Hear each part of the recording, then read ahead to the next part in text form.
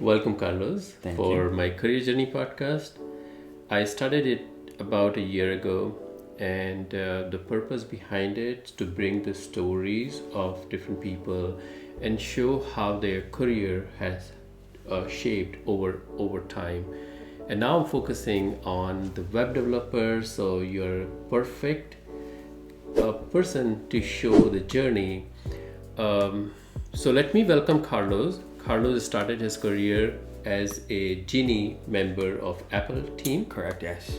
and then from there he joined AdventHealth as an intern, and then he started his journey as a programmer in our team 3 years ago, and now he is a crucial member of the Backend team, and he can handle front end as well. That is true. Yeah. And now you're moving from Java to .NET. That as is correct, well. yeah. We remember So- that change right now. Awesome. So welcome. Thank you. Welcome. Thank you for having me. I want to start by asking, what does your career journey look like? That's an interesting one. Originally for college, I always had kind of like this inclination for arts. But growing up, I was always around computers. So I needed to figure out a way of kind of including both of them. And graphic design was like the perfect field to go into. So I kind of dive in head first into that field. I was like, these two things are beautiful. You know, kind of started learning more about like web development, color, theory, all of these things. But eventually, once you start to get into the market of like, hey, are you really enjoying this one particular career? That's when I started having some doubts. I was like, it's fun. I love it. But not as much as something that can actually make me do something that can someone else use. Yes, graphic design, you can create an image, it's used, but it's not the same impact as kind of creating an app or a website where someone can actually just use it on a daily. So I ended up working for Apple because graphic design was not really, it did not end up really being my calling. But being at Apple, it allowed me to work with computers, and then it allowed me to actually get an internship with them. That kind of opened my eyes to the whole programming side. And at the beginning, I didn't know anything. Internship with Apple for coding. Correct, yes. So basically what they do is they allow like internal employees to say, hey, we would like to do an internal internship for you guys so you guys can see what corporate looks like, actually integrate with teams. And for some, that actually becomes like an interview process for them. For me, it was more kind of discovery because I was like, I'm really interested in coding, but I know nothing. I see. So it was very interesting to kind of go and see all of these processes, especially from a bigger company like Apple. But that just kind of sparked something in me that says like, hey, I kind of like setting up all these instructions and kind of have this do this for me over here, and then I kind of get a result from that, and that just sparked like this whole roller coaster that actually led me where I'm at right now. So from there, how did you join AdventHealth? So first thing that I needed to do is kind of like get back into school and kind of like learn this new process of how to be a programmer. And with that, a very close friend of mine was working at AdventHealth at that time. And I was like, hey, I am looking for an internship. Can we talk? Lucky enough, he was able to give me that internship. And Shout out to Carlos Vanden. Yes, definitely. Thank you so much. But basically, it all it comes down to like networking. Like if you're able to know someone, that person might be able to just give you the little help that you need to actually just get into the industry. For me, what this was and what this actually turned into was a 3-month interview process. I was an intern for 3 months. Yes. I was an intern for 3 months. Internship? No. Oh, after the internship. internship turned into basically a 3-month kind of like interview. Okay. Because basically the work that I did during those 3 months ended up being kind of like the reflection or kind of like my resume. Okay. As when I went in and say, hey, I would like to apply for this position. I see. Okay. So kind of doing that internship, like people will get to know you. People will get to know you more on a personal level. They'll get to know your work, and that will open even more doors eventually. Because once you network with someone, you slowly start to get into that network and slowly expand. Yeah. So, how is your last 3 years in AdventHealth and programming look like? It's been very interesting. It's been a growing path and a growing career. There's been some like ups and downs, but eventually it's just been a learning opportunity, like non-stop learning. nonstop. Everything, like, since I became, like, from the internship all the way to this where I'm at right now, everything is just being learning, and just kind of growing and absorbing more just the kind of the ecosystem that we have going on right now at Advent. When you joined, you didn't have the programming knowledge, right? No, I didn't have like all the programming knowledge that I know right now. It's mainly what I learned from school is just kind of like the basics. But once you get out into the real world, things are slightly different, you know. And at class, they'll tell you, hey, have this count until 10. But eventually, we'll get to the point that at work, they might not tell you that. So things just start to get a little more challenging. You start to look into new things. You start to learn new technologies. And then, it like I said, it just becomes this learning thing on a day-to-day. Yeah. So, what all you know? I know you know Java, Spring Boot. Java, I learned how to use Backend, which is a framework of Java. Okay. That when you run it, it actually creates its own JavaScript to then create a website for you. So it's a whole new framework that I actually learned when I was at work. Yeah, that's the internal support tool that we use. It uses that framework. Oh, I see. So it allows me to code in like Backend, and it automatically creates this website for me. So it's very easy for a backend developer to just kind of say, hey, I want to get this application going without having to involve too much of front end knowledge. Okay. Yeah. Okay. Some JavaScript, React, Android. That was basically Kotlin. That was another one. So you did Android? I didn't do Android, but I had to troubleshoot things related to Android. The good thing about Android is that it's Java. So when you're kind of going through this code, it gets very familiar fairly quick. Minor things changes, so things will start to just get very familiar at the end. Okay, and then now you're learning .NET and C#. Yes, right now it's .NET, C#. That's another interesting one. Once again, like once you kind of get the idea of what coding languages actually do, you start to see them like, hey, at your core, you guys are the same. Minor things here, context, syntax starts to change. But once you get an idea of how you can read the logic, you're able to see code in a different way that allows you to kind of just say, hey, I barely understand this. I have an idea what is going on. And then you can start diving in. So now you know Java, Spring Boot, what was the other thing? Batting. And now .NET. Correct. I always say that once you know one language, the second language is easier. So you just said that. How different are Java and C# in your opinion? Fairly different. C# eventually, I'm just learning C#, so forgive me for whatever I said right now. But in Java, I feel like I have to write more lines of code just to kind of get the same result that I get with fewer lines in C#. So for me, it's being kind of like an experience of like, wait, I just finished this. This does not look right because it looks like the logic should be bigger. But in reality, when I run it and the program is just working fine, it was very surprising for me just to kind of say, hey, very similarity on how I have to build the logic, but code-wise and the length of lines that I have to write, it starts to get shorter. So that's very interesting. So you're promoting C# indirectly? Indirectly. and this is just because right now I'm working with it, so my brain is just full of shiny C#. object. Yeah, exactly. Shiny object right now. Other than that, I'm not really sure how it will be in a couple of years from now. Are you using Visual Studio or code? No, I'm actually using Writer from IntelliJ. Reason why I switched to that, turns out that IntelliJ, which is another IDE for Java, the main parent is JetBrains, and it allows you to actually sync your settings from one IDE to the other one.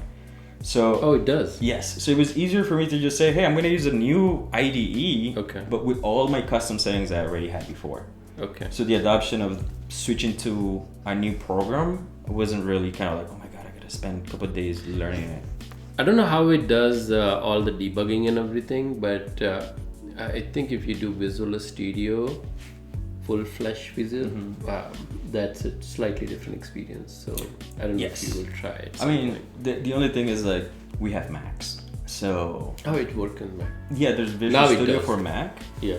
It's not as full-fledged as the actual Visual Studio. I see. And so sometimes when you're reading documentation, straight up just tells you this is not part of Visual Studio Mac. So menus are different, but Writer and Visual Studio for Windows are able to actually get the same kind of like libraries.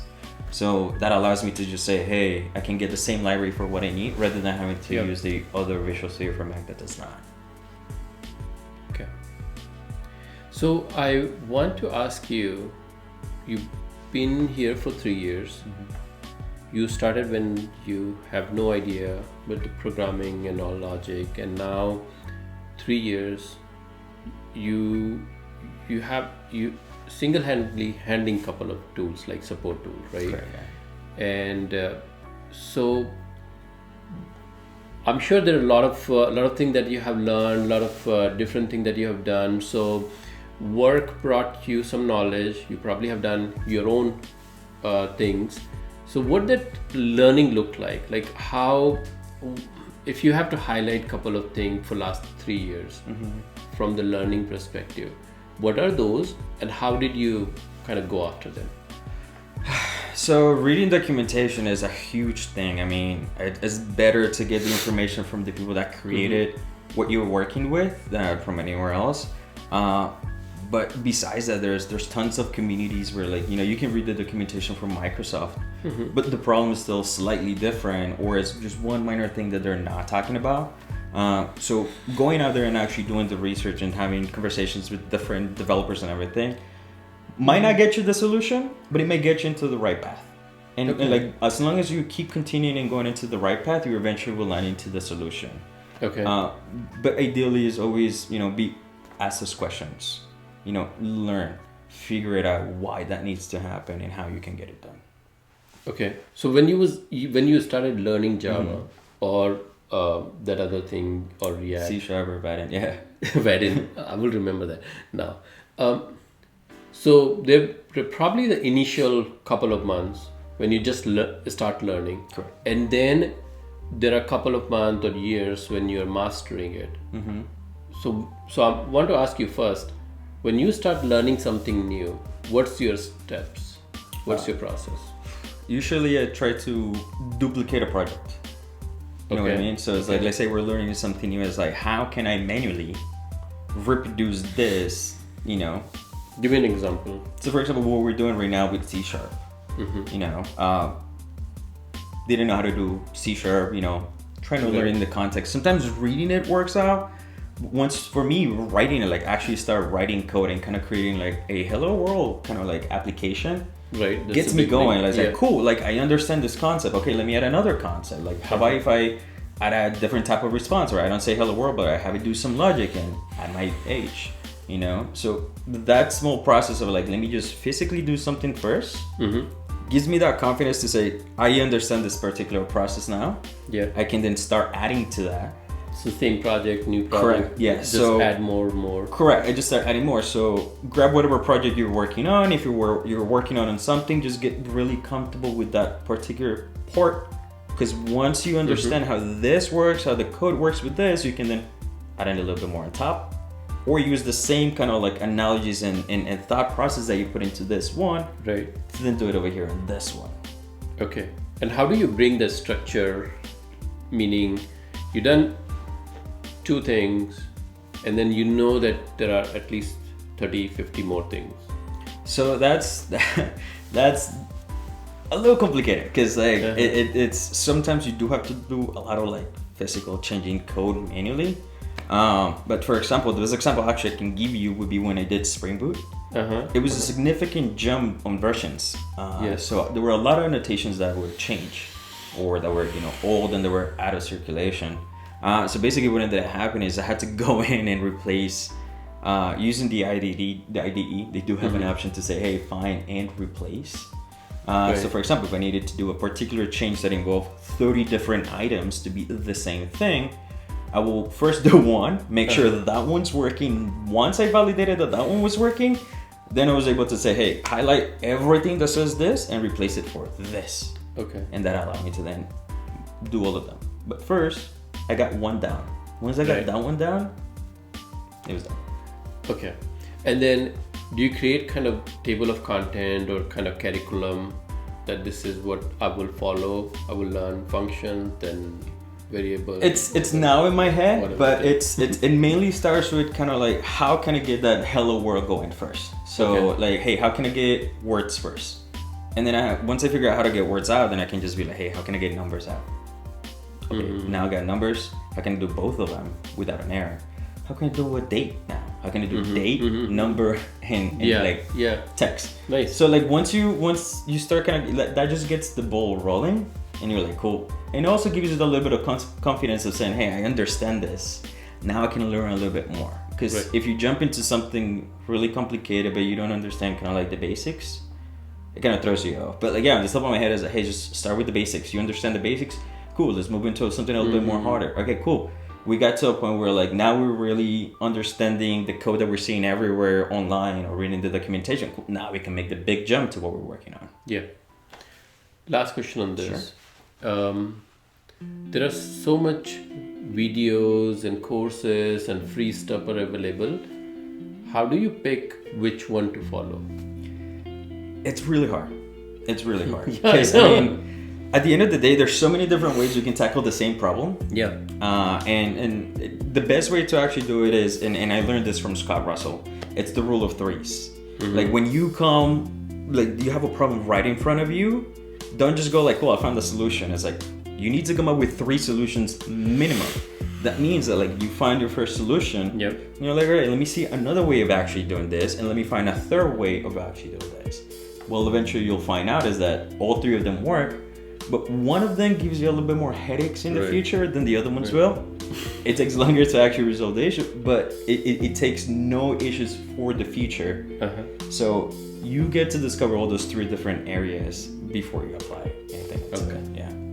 Awesome. So we talk about how Carlos used the learning method, like start with hello world and then add more and more and then go to the advanced topic. Yeah. Awesome. Now, in 3 years, you're also kind of progressing toward becoming a senior developer. You already are. I mean, to my mind, you already are. You're handling things independently. What does it look like from the thought process? What do you think different from the point when you started, first 6 months or after 6 months, and now after 3 years? I mean, when I started, for me was, you know how the horses have the little eye shades? That's how I felt when I was a junior. It was like, you're working on this. This is it. This is the only thing that you can change, and that's it. Once I became like an intermediate, it was more like, hey, the changes that you're doing need to be like thought out. You know, you need to have conversations with people because what you're doing might be affecting someone else.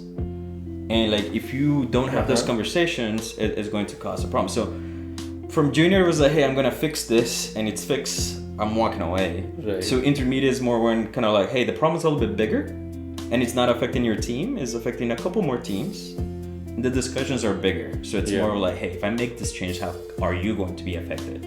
Right. You know?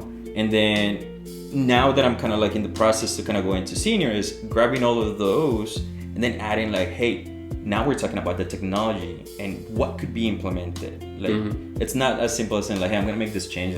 It's not going to affect you, but it's like, hey, if I'm going to be making this change right now, is it going to be fixing this for now? Or are we looking at maybe 3, 4, 5 years ahead that we can have this issue resolved?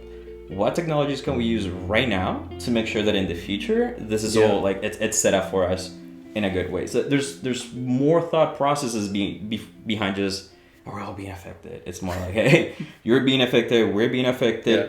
We're going to fix it eventually, but how can we make sure that like we're up to date, we're running the latest, and that this is not going to be a problem in the long run? So extra thought process, but at the same time, it's a very interesting conversations that you have because you get very involved. And there's another aspect that when you're working on something and it's not working for whatever reason, you don't know what the reason is. What's the difference now compared to as a junior? Right now, I literally dive in and I just go like, cool, here, literally nonstop, and I go as deep as I can as soon as possible. When I was a junior, it was kind of like, I gotta look for this. Can I look into that? I'm not even sure if I can modify that file. Is it possible? I think I made a mistake. Let me just erase everything I just did. So I was very scared to kind of, deep dive into this long files and maybe erase one letter and just damage the whole thing. But nowadays I'm just kind of, hey, we're gonna go and try to figure out the source of the problem right now. Cool. This is where it's starting, and then you start the brain process of how to resolve that particular. So awesome. huge difference. One of the big change that I've seen in my career journey from junior to senior is when I was junior, production issues, kind of panic situation.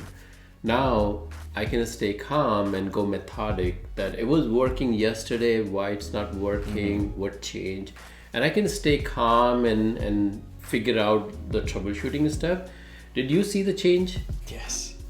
Very similar. Every time I see anything in the production chat, it's like, I need to deep dive. This is the biggest fire I've ever seen in my life. Sound all the alarms, you know? But that only led me to just kind of like spend like a good 30 minutes of research to then someone goes like, oh, this was off. Yeah. You know? So I kind of learned, as you said, methodically, just kind of start asking those questions like, why did it stop? What changed from yesterday to today? Or did we introduce something new that made those changes? Is every single app that we talk to, every other like different EMRs that we talk, are they online? You know? So is all of those questions that start to become like the norm before you deep dive? Because a 2-second question can literally save you a 30-minute to maybe 2-3 hour link, which is deep dive. So definitely ask those questions. Yeah, that I saw that as one of the major transition. Yeah. Oh, so I less panicky. Like I see the issues now. I'm like, oh. Yeah. As part of the becoming senior, are you kind of setting something like you have to do this or that to become a senior? Like, do you have some kind of perception in your mind? The only kind of like perception that I've received is from like the people that I worked around. You know, I worked around Mitha, around Todd, Chris Stroud. So it got to a point where I was like, I was surrounded by seniors, and like I said, that's where like my idea of, you know, when you were having conversations as a senior, it's not only like I'm gonna fix the problem for everybody, but it's more like, hey, we have this issue. Could it be related to our technology? How can we go above? It's not really that one solution, you know. So in my thought process to just kind of get there, and what I've done is just one, I kind of pair up with them, just kind of see what they were doing, the questions that they were asking, and I noticed that like before, like just kind of like the troubleshooting for like production issues, they were not really just deep diving into it, but these were like deep questions of like, hey, option A is not working, but option B is one. But C is the one that's actually causing the problem for A. So it goes a little bit more deeper. The conversations are sometimes outside of or environment of AdventHealth and involving like third parties. So learning which questions to ask helps a lot to kind of especially move the conversation along, because with technology you can get to a point where you just stop, but like you need to figure out how to move that conversation along to actually resolve the issue, and that's what I see in some of these senior developers is just to kind of say, hey, I need to keep this going so I can resolve it. And once again, it's not really about just let me deep dive into the code, but just kind of looking at the issue more methodically and deeper into how can it affect multiple things all at once. Do you think these all these certifications matters? Have you done any, or are you planning to do? Right now I'm trying to get the certification for Azure since we're moving into C# and everything related to Microsoft. So I'm looking forward to that certification. But yes, they do come in handy because you know you can learn how to code, you can learn all of these things like self-taught, but at the end of the day, companies are not really going to know that you were self-taught. So somehow they kind of have to figure out how to validate your skills.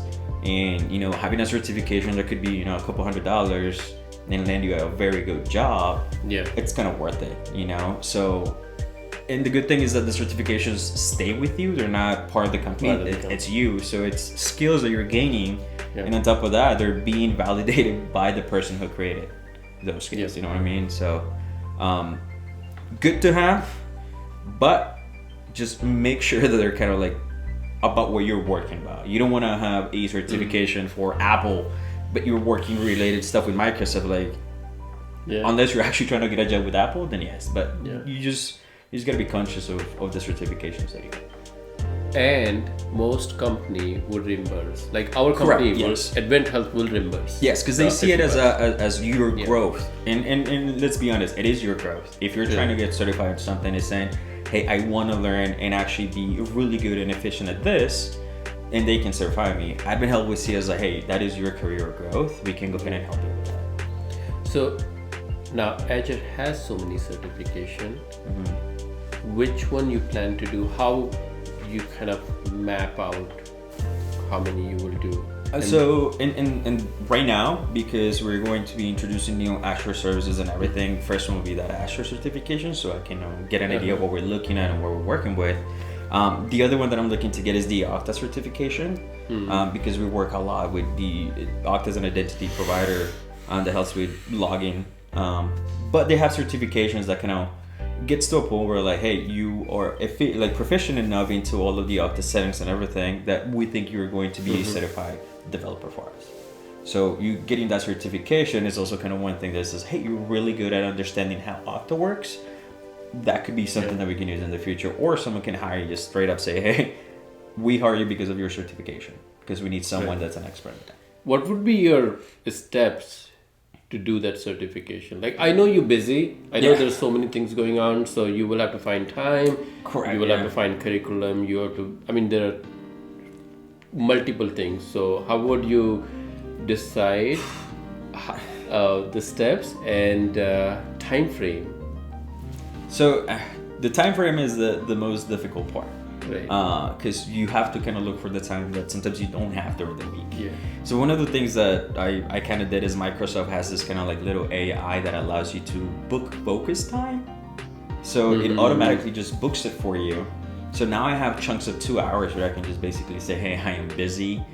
I'm not looking at anything. I can just sit down and just work daily. Okay. Yeah. Okay. So sometimes like, you know, my day to day is just kind of, I gotta look at all these issues, but meetings and things like that. This allows us to say, hey, I am busy for 2 hours. Let me do my thing. But usually kind of use that time to kind of see like, hey, what books do I need to read? What documentation do I need to look into? And, you know, what kind of tests do I need to take? Because certifications is, you know, could be one test, could be two tests. Multiple, yeah. Awesome. All right. So in this segment, my last question is, why Backend? How did you decide that? Why you decided that? What was the process? What was the thought process look like? That is a very interesting question because honestly, no one has really asked me that before. But because I had a graphic design background already, like I already did some like, you know, web design and things like that. So eventually got to the point that I'm like, I already know a little bit of that, but I have no idea about the logic side, like how all this process has happened, and then it gets shown. So I kind of decided to just kind of take a peek behind the curtain and say, hey, show me how to create this logic and how to make this, you know, computer understand what I'm writing to then give me the solution over here. So that was very captivating for me, just to kind of say, hey, how can I give you instructions to then give me this result for this one particular application? Yeah. That's awesome. And I think now you're doing kind of both, so I think you're somebody who can go end to end. You also have done the SQL, right? Yeah.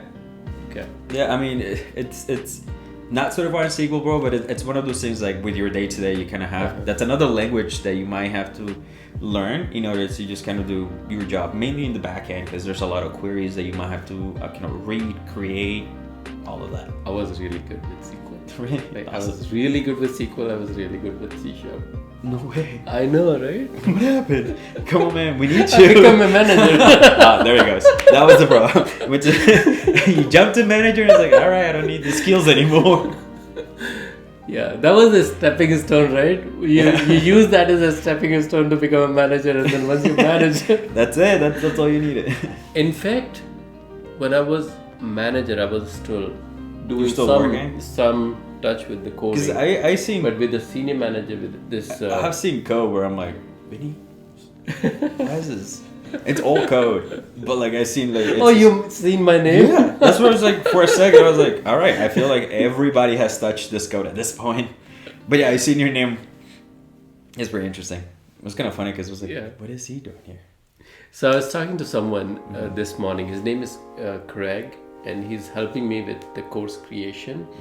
And one of the things that we discussed where should I go back to coding so that I can kind of share more practical examples with my audience. And I've been showing some resistance because I have 9-to-5 job. I have this product that I'm trying to create, like quarterly planning workbook, and then all the writing. There's no time for coding, but he suggested that if you really want to connect with the audience at the deeper level, I should apply that framework on myself and show that see, this framework work. I just used it. The quarterly planning framework work, and others can follow. I was just gonna suggest that to say, like, actually finish your quarterly thing and just say, now let me apply it and show the results of it. So I'm still finalizing, but I think I'm gonna do React in 4 weeks. Okay, yeah, go for it. 4-week finish React. I'm like you, like Backend, I like it. And with ASP.NET, I didn't not have to do heavy front end. So React would be some heavy challenge for me. Yeah, I mean, a good thing is, like, if you already do you know some JavaScript? Some JavaScript. It'll be some helpful. is good. Yeah, no, definitely. It's better to know it's some. It's language, right? It's a language. But it's always better to say, hey, I know some, and kind of looking at the code and being like, okay, I got an idea of maybe what's happening, rather than like, I have no idea, you know, because that just jump starts you. It's and like I said, like we were talking about, like once you start understanding those minor components, it makes it easier to just go into other ones.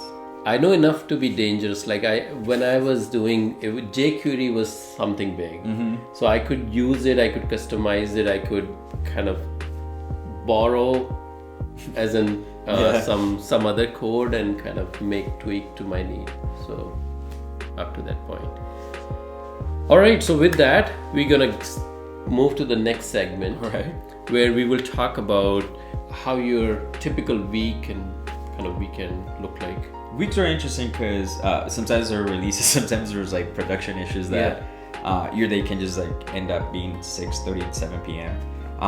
But right now, what I'm doing is I'm taking French classes on Mondays. My brother's married to a French girl, and they have a girl. So I want to be able to communicate with my little niece in French. So I'm taking those classes like every Monday night, and then Tuesday all the way to Friday is just kind of like at home relaxing, unless going out to dinner with friends and things like that. Weekends are just trying to like literally be outside of my house, since I spend most of the time inside of it. Anything is like, hey, you want to go pick up strawberries? Let's go. You want to go to a fresh market? Let's go. Anything that just can get me out into the sun and just kind of like an activity, I'm down for that. Awesome. And during the day, during the week, how do you manage your time? It's difficult because, for example, I like to have things kind of like scheduled, because I like to see things as a time as a block, So I know I wake up, then from 7 to 8 I know it's the gym, from like 9 to like 5 p.m. we're actually doing work. So my time management kind of goes along with that. So I'm able to just basically say, cool, from 7 to 8 I have this block that I'm doing something, from 9 to 5 I'm doing something. And what I try to do is always be on time to those particular times. So and it's once I'm into that mode, it's that mode, nothing else. So if I'm at the gym, it's the gym, nothing else. If I'm at work, it's work, and that's what I do. And then once I'm off work, I'm off work. And then I'm like kind of like into this like leisure mode of just like watching TV, reading, catching up, video games, all of that. So do you use a like to-do list app or task manager app?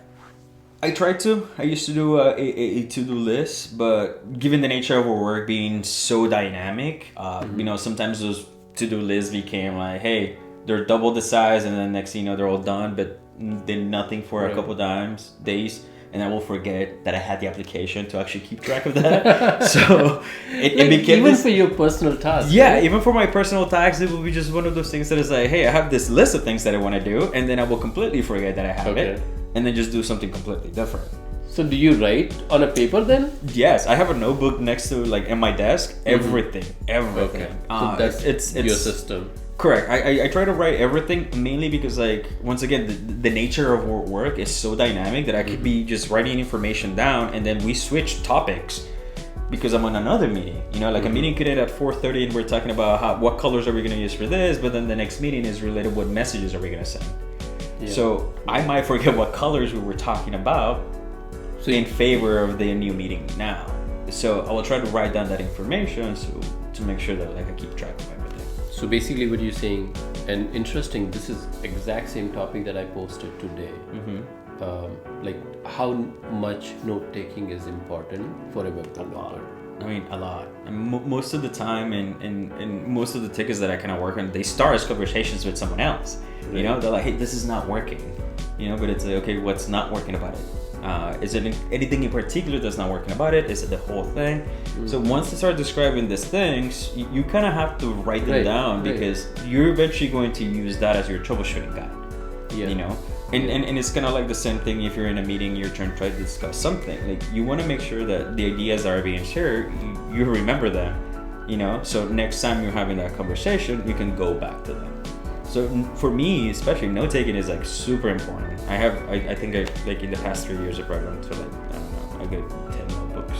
10 notebooks. Just 99 cents is like high school. Just write down everything. You know, I'll be in meetings just, you know, designing things that we're talking about. How are we going to design a table for a database? And it's 5 pages of just like information, conversations that I have with someone of just like, hey, we need to add this. Or hey, how do you think this logic should go? How do we need to structure it? And imagine an hour meeting where you're just kind of like grabbing those ideas, writing them down. Yeah. Because eventually they're gonna help you kind of do the work that you're doing. And once again, given the nature of work where we could be talking about one topic over here and then switch, not having those notes could literally hinder your work. Because then that means that you have to meet with them again, spend another time asking the same questions that you asked before. So you like notebook compared to any app like OneNote or whatever other tools are. And the reason being is like I've been using OneNote on Teams, but the problem with that is that there's so many clicks to actually get there to actually write something. Yes. You know? And you feel limited. Like in notebook you can draw, you can do anything. So exactly, and I can do the designs and things like that. So basically I just kind of went back to like pen and paper. Mainly just for, you know, it's right here, it's ready to go. I don't have to open anything or wait for it. And I just like write it down, keep talking, write it down, or keep on working. So it helps a lot. The only thing is, if you have to find discussion from 2 weeks ago, you have to go. It's hard. You have to pay. I mean, I even put dates and still makes it difficult. Because like you start going like, oh, look, I had 3 meetings today. Which one is it? So a little bit difficult, but eventually like you just organize your notes. That's all I can say. Yeah, this is I think this is the note taking to me is sometimes even more important than the task management. Yeah, is how you take notes, how you remember them, how you convert. It's specifically the follow-up item. Like you have a 1 hour conversation and after that nothing happened. Yeah. And in this meeting you talk about you do 2 things, I will do 5 things, and nothing happened. Exactly. So yeah, definitely note taking. It's definitely something you're gonna use on a daily. Yeah. Yeah. Because I mean, to move things forward, you have to keep up with the constant changes of the day. Yep. So how do you set your goals? That's another one that's difficult, and I don't want to say like I don't know how to set a goal or anything, but it's just it's really the planning of the goal that sometimes is a little bit difficult because there's time management that needs to be included into that, you know. So for example, like right now, like I really want to get good at doing C#, you know, that way we can move things along, and my goal is to hey let's get it to a point where I can just write this without having to read documentation constantly, you know, but the time management of that is like, okay, I need to take time to actually read the documentation to learn these things. And then on top of that comes like, you know, different things like production issues, questions, some other stuff that could be happening in testing.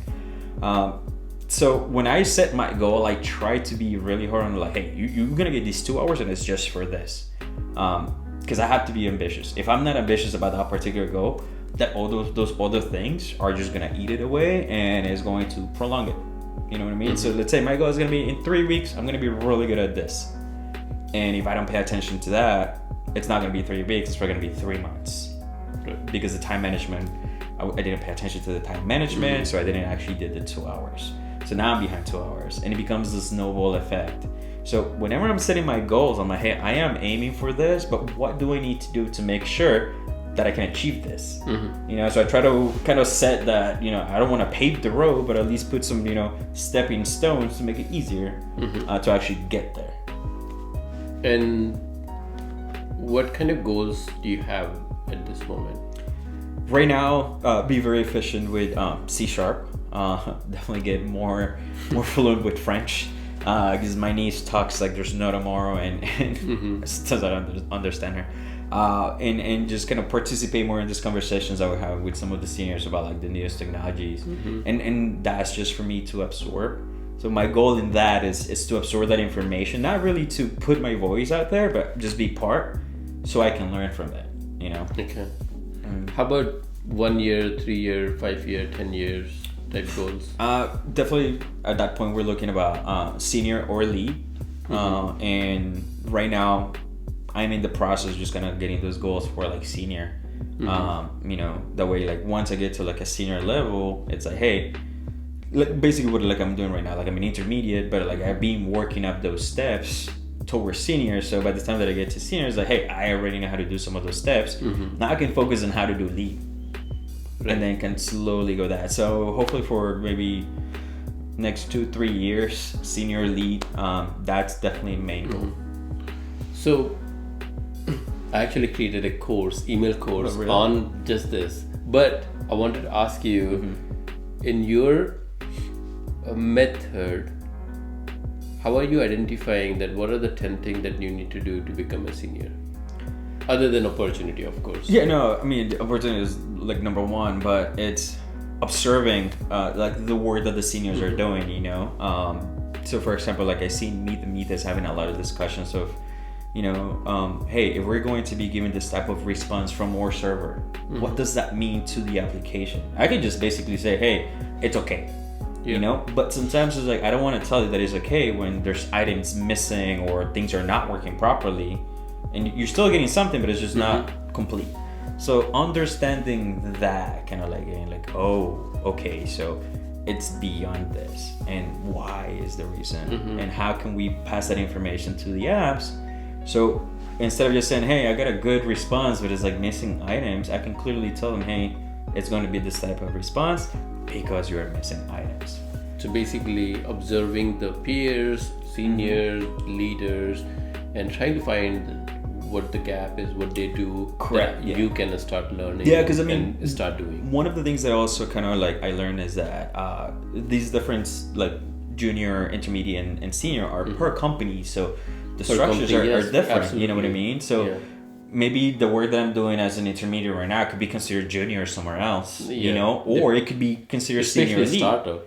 Exactly. Yeah. So it's one of those things that like you just gotta look at what the company is doing and what the company recognizes at that particular level, and learn from that. You know, so as you said, you know, kind of like tagging along to those conversations, seeing the work that they're doing, you know, kind of and understanding and asking those questions of like, hey, well, was this done this way? Right. You know, rather than okay, I'll take it. So just asking those questions. Okay. Last question on this one is, what is the 2 a.m. problem, the career related problem that you face? Like, do you have a problem that keep you awake in the night? Yeah. And it's, you know, it's kind of like a self-check, you know, because like it's been almost 4 years of just constantly writing code, you know, but every single time it's just kind of like, was that right? Was that right? You think it's gonna be right? It's not gonna break anything tomorrow, right? You sure? So sometimes it's that little bit of self-doubt after like something's complete, you know, and honestly sometimes this is what keeps me up at night, because it's like, did I break that? Was it me? I didn't do that right. Was it? It's just, and I wake up the next morning and I go like, that wasn't me. No, that wasn't me. Okay, so it's little things like that preoccupation of like I probably broken something or I have damaged something and like now I gotta like wake up early and do this. But it only happens like during deployments and stuff like that. Or the next day it's like, hey, this is not working. I'm like, what happened? What did I do? And it's like, oh, okay, I gotta just press this. Okay. Like last week. Yeah. Thursday we was up until 2 a.m. Yeah. We started 9 p.m. and was up until 2 a.m. So that I'm not gonna lie, and full transparency here, I passed out like at 1. I was still on the call and I'm just kind of like, yeah. I closed my eyes and I opened them up and it's like 1:45 and I'm like the only one on the call. I'm like, oh my God, where'd everybody go? And the next day I was like, oh my God, that was my 2 o'clock problem, my 2 a.m. problem, because like I literally went to bed at 2 a.m. but like I don't know if this worked or not. I don't know what was rolled back, what was the problem, did we do something? I have to like, and then the next morning I'm literally reading all chats and everything. I'm like, oh my God, I had to catch up. I remember that day I did send a release email. You did, but that's what I'm saying. Like, if it was for executive leaders, so I didn't add all the information. But like then you send it again for everybody else, and because you basically, hey, we have to roll back and everything. Yeah. And I read that and I was like, okay, so things were set up correctly. We left things good last night. Like there was nothing crazy. Because my first thought was like, hey, something broke last night. I missed it, and now we gotta be here at like 9 a.m. working on this, but I don't know what we're working on. So when I saw your message of like, hey, we couldn't proceed, we just rolled it back and left it how it was. I saw that and I was like, all right, good. Now we can start tackling these problems that we have. But yeah, that was a good scare. Yeah, Nadeem was there and we together decided like to roll back. Yeah. But I mean, the good thing is that the next day we're able to kind of tackle the issue fairly next quick. Few hours. Actually. Yeah. But cool. What is your message to the audience, the web developer, juniors? I mean, the one advice that I can always give is this is gonna sound so cliche, but there's never any stupid questions. I mean, honestly, the stupid question is the one that is not asked. Because if you feel like you're stuck on something or you're trying to learn something, go ahead and ask the question. Most of the time, that person that you're asking it to are more than welcome to actually spend those 15-20 minutes kind of explaining it to you or showing you something. And I mean, for me, it's like, if you're gonna spend the 20 minutes, I'm gonna listen and I'm gonna learn something about this that can then help me move along. So and always practice, watch videos, read documentation. Lead Code is a great place for like code problems. Udemy, if you're just trying to like get into learning things of web development, you know, API side, backend side, look into all of these things. Sometimes like most of this information is free on the internet, but like if you're just trying to get an idea if this is something that you're gonna like, start with the free stuff. You know, YouTube has free videos. Look at it. If you go like, this is really something that I enjoy doing, go for it. Also, IDEs, aka the applications that you use to make the webs and things like that, most of the time they're free. So you can practice at home for free to see if you like it, instead of kind of saying, hey, I'm just gonna throw money at this and be like, I never liked it. So definitely just use the free tools. Learn. If this is something that you really, really enjoy, then go ahead and make the investment into that career. So as a follow-up, I would ask more direct question on this one, that if somebody just started like 3 months ago and liking, what would be your advice to learn and get a job?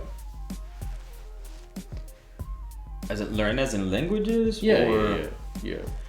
I mean, getting into tech, like getting into backend maybe. So we're getting into the backend right now. It would definitely be Java, C#, and some Python. JavaScript and React Native, because everyone's gonna move into React Native for easiness of use for app mobile and things like that. So JavaScript, definitely JavaScript, React if possible. And you can start with like simple things such as like learning like MS SQL if you want, or like MongoDB. MongoDB is another like fairly simple database application that you can use.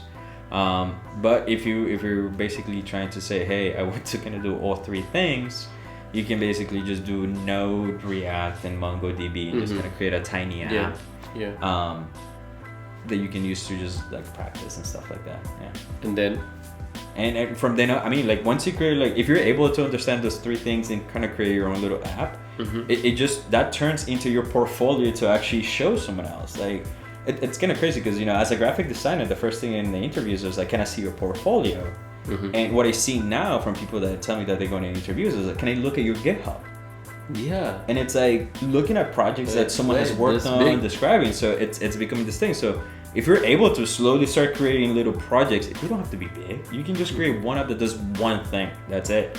And then build another one that does a completely different thing. And if you feel like, challenging enough, just try to mix them both. But, build your own little thing where you can just say, hey, here's my work. This is what I've done. And sometimes your work speaks more than you or your resume.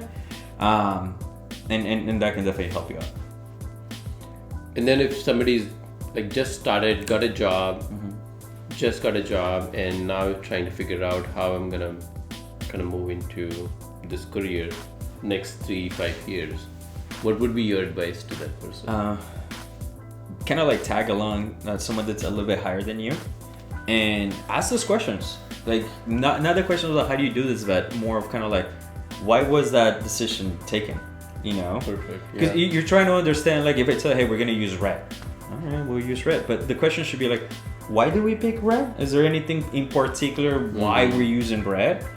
That explanation will open up more in your head of like, oh, okay, now I can see why this is affecting. This color will affect this, and how will affect it in the future for other things. But if you just say like, okay, red, that's where it stops. That's where the learning stops, because you're like, okay, I'm done. But it should be like, why is it red, and why we're implementing it this way? Right. And then and it's not really a question to challenge the other person, but it's more to kind of like open those doors of communication. Say, tell me more about this. I'm interested in this. Tell me more. I want to learn it. And 90% of the time, most of the time when I've done it, people are like, grab a chair, man, let's go. And in 15-20 minutes, they're open to actually tell you when you ask the right questions. Correct. And even if it's like wrong question, because they're like, hey, I'm trying to do this, and they're like, it's not done this way, but let me show you. Or you can just say, hey, can you show me how to do this? And like I said, most people will be just kind of very happy to show you. Like these why questions. Which is awesome. Well, Carlos, thank you so much for having me, for this interview. Is there any question that I have not asked but you want to answer? Yes. And this probably hasn't been touched. I don't know if you actually had asked it to anyone, but and this is a question that like I asked myself, and I started asking it like fairly late. But it's like, how stressful do you see your job? Because people can just basically say, oh, I do all of this. It's like, I understand, but like, how stressful do you see your job? And it really just comes down to like the perspective that you are observing of how your job is at the moment. So when I started as a junior, it was like, how's your work? It's like, oh my God, extremely chaotic. Like it's just, there's so many things going on at once. But then again, it was just me kind of like just getting an idea, of like what this is. And it was very stressful because it was just, it was like, I was almost sheltered. Right. Like I didn't know what the other apps were or what they did or how they integrated. I was only like support tool and maybe some changes here to the API. So it's very close. But like as you open, like that stress of like, it starts to go away. So at the beginning for me, it was very stressful, mainly because I was just not aware what was going on, and that stressed me out because it was like, I was it me? It wasn't me. But as time progressed, that stress became less and less because I was more aware of what was happening. I was understanding what was happening. I was asking those questions, so people were like, hey, this is what's going on. So going into that, like at the beginning, yes, was it stressful? 100%. But it was basically because I was not comfortable like in the role yet. Once I started getting more comfortable, that stress slowly started going away. But it's all about just kind of like feeling confident, and it is also feeling like relaxed in the role that you're doing. Like if you're not confident in the role that you're doing, if you don't feel like you're not comfortable, there's gonna be a lot of stress coming in. You know, people say like, hey, the stress comes from like the work. It's like, you know, every day like life throws things at you. Right. But you know, it's really how you react to them that really detects like your attitude. So if you throw something at me and I just kind of like get angry, I gain nothing from that, you know. But if you throw something at me, I'm kind of like, oh, whoa, what's going on? You know, it starts to go beyond that. That was really deep insight. Thank you. Thank you for answering that question. Sure. That's really deep. Do you have a question for me? Yes. How did you get to the point of actually doing this? Like, what was something that like inside of you that just say, hey, this is the spark that I have? Kind of like, what was it that you, because I know what you do at work, you know, and it's a 180 from this, Yeah. you know? So what was the spark? What was the one thing that you said, like, this is something that I want to pursue? And what did you do to actually get here? And you talking about this podcast or in general? I'm talking about overall? the podcast, because Okay. I mean, like, you know, you kind of talk about like AdventHealth, how you became like a manager and everything. But this is a side that we have never talked about. We have talked about things about work, but like this is very interesting for me. Like even since we had like the first conversation that we had, I was like, I'm interested in knowing like what got you here, because like I said, this setup is not amateur. You know, it's like you guys are not seeing this, but there's tons of things around here. But it's like, yes, you know, like this actually shows some passion behind it, and that some time and like definitive like thought process behind it. So what sparked that, and what led you to what we're seeing here? Great. So I will give you a slightly longer answer. Okay.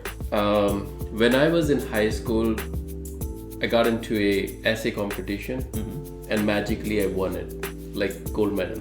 Okay. And then when GeoCity or some blogger website open, I started writing. Somehow writing was a ingrained part of me. Oh, nice. Like Okay. I take notes, I do a lot of things, right? Writing is where I get most of my clarity and organizations. So when I finish writing, I feel like I'm calm. Like everything is inside is settled at their place. Yeah. Right. So writing was something, and so it was all hazy. Zigzag. Like it's not organized in terms of when I would start writing a blog and then I would stop it, and my English was not good, so I was always hesitant to publish it, or I would stop doing it. So that has happened in 2006, 9, 11, 16. So I've started like 4 different times. But you never stopped. I never stopped, right? I keep going back to it. So then around 2019, I started writing on Medium. One of my articles, I just checked it yesterday, on like $530. Like it's got traction, right? It gets traction. So when I started in 2019, Cassie helped me proofreading my articles. Oh, okay. Nice. And that gave me tremendous confidence. And then she also shown me how I can kind of correct my mistakes, and how I can use Grammarly. So that went on for 4 years until last year, where I was posting different things that I'm learning, different things that I'm doing. Like when I transform my old team from a waterfall to a agile, I write about it. Like what are the challenges, how the journey looked like, how my transformation happened. So I was just writing about different things. And last 4 years, I also felt that I was stuck at some point where my next aspiration was not clear. I could continue with the path where junior to senior to team leader to manager and senior manager. Next one would have been director. So I got into this executive coaching. The plan for that coaching was to prepare me for next position. During that coaching, I realized that the thing that I'm going back to, like writing and creation and teaching, that's something, that element that I should explore more. That was your spark. That was like Yeah, what that was my inside spark, that you're like, right? I need this. Yeah, I need some calling. So from there, last year I joined a program named Ship 30 for 30, and that's when everything changed. I had started my podcast before that, actually. Okay. When there was somebody named Kristen, she was one of the director. She was in process management. Christine, she was in process management and all, and she was retiring. The day she was retiring, or the week she was retiring, I said, I'm going to record. And I asked her, can I interview you? You have tremendous career journey, and I'd like to interview you, ask questions that how did you start and how did you reach. So that was my first interview, and after that I was like, I love it. I love knowing about people, so this is perfect. So I started interviewing a lot of people, and I set a goal. I found that 90% of the people drop off before the 10 episode. Interesting. And 97% people drop off in their podcast before 21 episode. So I gave myself a goal of 10 and then 21. And now I'm like 38, 37. Oh, wow, that's awesome. awesome. So it went like this. And I just wanted to be consistent. Like if I start something, I just want to keep it. And now I'm more on the writing side, more on the product creation side, and everything, all my hobbies and everything is narrowing down to how can I help that one person do better in their job, like goal setting, productivity, and time management. And because the entire career that I had was web developers, that's the first set of people that I will help. And another thing that I set for myself is not to go after the shiny object that I always go.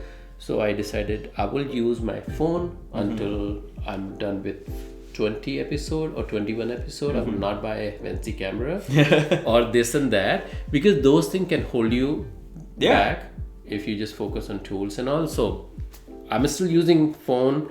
I mean, and technologies nowadays it's so advanced to the point that you can get really high quality at a fair price without actually having to, invest in like really expensive stuff. So that's how it started, and that's where it's going. It's almost like I can do this because it comes from inside. Like I don't have to push myself to wake up at 4 o'clock. So every day 4:30 to 7:30 I just do this. Nice. And I don't have to force myself to wake up or.